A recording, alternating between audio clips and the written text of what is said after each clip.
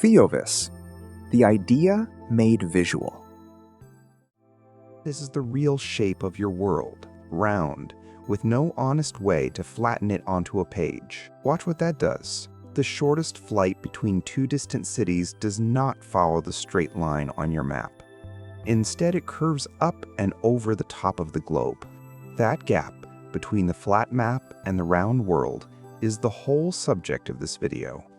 It is called curvature, and it runs from a bent road all the way to gravity itself. Look at a flat world map. Draw the straight line from New York to Tokyo.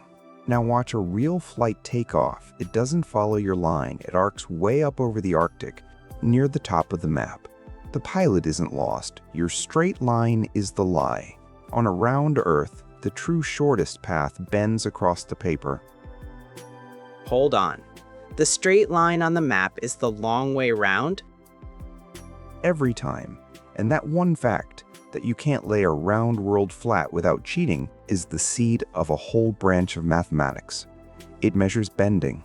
It's how your phone finds a tower, how a game builds a mountain, and at the end, how gravity itself works. Let's build it from a single bent line up. Forget whole worlds. Start with one road. A car drives along it, and at every instant it's pointing somewhere. That arrow is the tangent. On a straight stretch, the arrow never turns. In a bend, it swings fast. Curvature is just that, how quickly the direction turns as you move. So a sharp corner has a lot of it, and a straight bit has none. Exactly. And here's the neat picture. At any point, one special circle matches the road exactly, the same tangent and the same bend. On a gentle curve, that circle is enormous. In a tight hairpin, it's tiny. Watch it breathe as we drive. That hugging circle gives us the number. If its radius is r, the curvature is 1 over r. A big circle, a wide, easy bend, means small curvature. A small circle, a vicious turn, means large curvature. And a perfectly straight road is a circle infinitely big, so its curvature is exactly 0. So 1 over the radius turns. How bendy into a single honest number? One number, the whole bend. Keep that idea. A circle's radius measures curvature, because we're about to leave the flat page and let a surface bend 2 ways at once. Stand on a surface shaped like a mountain pass or a Pringle chip and slice straight down through your feet. The cut edge is a curve with its own curvature. Now spin the slicing knife around. The curve changes. One direction bends up the most, and the direction at right angles bends down the most. Those two extremes have a name: the principal curvatures. Wait, the same spot can curve up one way and down the other at the same time? On a saddle, yes, that's the whole character of a saddle. And Euler proved something clean. Once you know those two extreme bends, every slice in between is fixed. 2 numbers capture how the surface curves at that point. Now let's multiply them. Multiply the 2 principal curvatures together and you get Gauss's master number, and its sign sorts every surface into 3 worlds. A dome or a sphere. Both directions bend the same way, so k is positive. A flat sheet or a rolled cylinder, one direction stays straight, so k is 0. A saddle, up one way, down the other, so the product is negative. So one sign number says which family a surface belongs to: bowl, flat, or saddle. Positive, 0, negative, sphere, plane, saddle. That single number is about to explain why every flat map has to lie. Here's the payoff of that number. Flattening a surface onto a page can't change its key. A cylinder has K0, and a page has K0. So a can label peels off and lies down perfectly, no stretching. But a sphere has K positive. A page is 0. They don't match. So peel an orange and press it flat, and it must tear and gap every time. So that's the map from the very start. Greenland looks huge because the sphere got stretched to fit flat.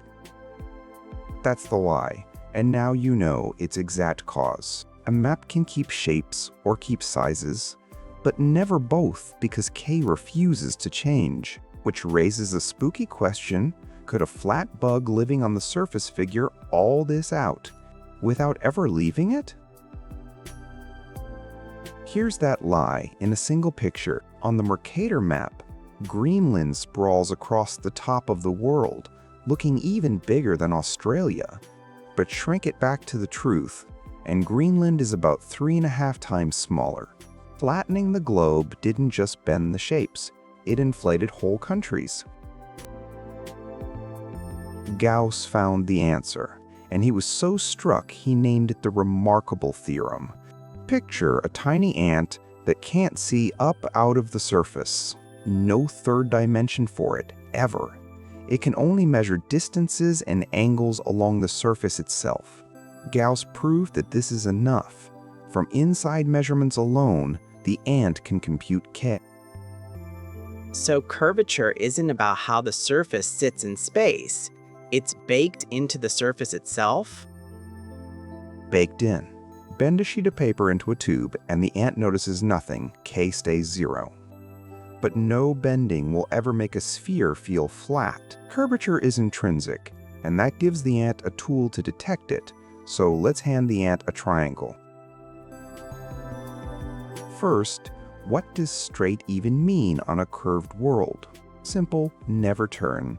Point forward and keep going, steering neither left nor right. On flat ground that traces a straight line. On a globe, that same honest rule traces a great circle, the equator, or a ring through both poles. We call it a geodesic, the straightest path a surface allows. And a great circle is exactly the arc our New York flight followed at the start. The very same. The plane never turned, the planet did the bending. Straight for the traveler, curved on the map. Now walk 3 of these straight paths and close them into a triangle. On flat paper, a triangle's 3 angles always add to exactly 180 degrees. Not on a sphere. Start at the North Pole and go straight down to the equator. Make a right angle turn. Follow the equator a quarter of the way around, then turn once more and climb back to the pole. 3 corners, and every one of them is a right angle. That's 270 degrees in all, 90 more than a flat triangle. So the triangle bulges, and the extra 90 degrees is the curvature showing itself? Precisely. That's the ant's tool. Gauss and Bonnet made it exact. The angle you gain over 180 equals K times the triangle's area. Measure the bulge, divide by the area, and out comes the curvature, all from inside. The remarkable theorem made countable. Now let it all live in 3 dimensions. Fly over a real landscape. This rounded hill is positive curvature, a little sphere. This pass between the peaks is a saddle, negative. Drop and close, and it's all triangles, each one carrying its own tiny bend. Every single point of every surface has a number K, and together they decide the whole shape. From one bent road to a whole world of curvature, and the same number describes all of it. The same number, everywhere, and it doesn't stop at landscapes. Hold on for the last step. Einstein took the ant's whole toolkit and aimed it at the universe. His idea, mass, bends the space and time around it, giving them curvature, a K for the cosmos. And a planet doesn't feel a pulling rope. It's doing exactly what our traveler did, going perfectly straight, following a geodesic, through space that's been bent. So the Earth orbits the Sun because it's flying straight through curved space, not because it's yanked? No rope, no yank, just straight lines in a curved world, one dimension up from our globe. The math that hugs a country road is the math that steers the planets. Curvature, all the way down. So hold the three truths. Curvature is how fast a direction turns. One number from a hugging circle.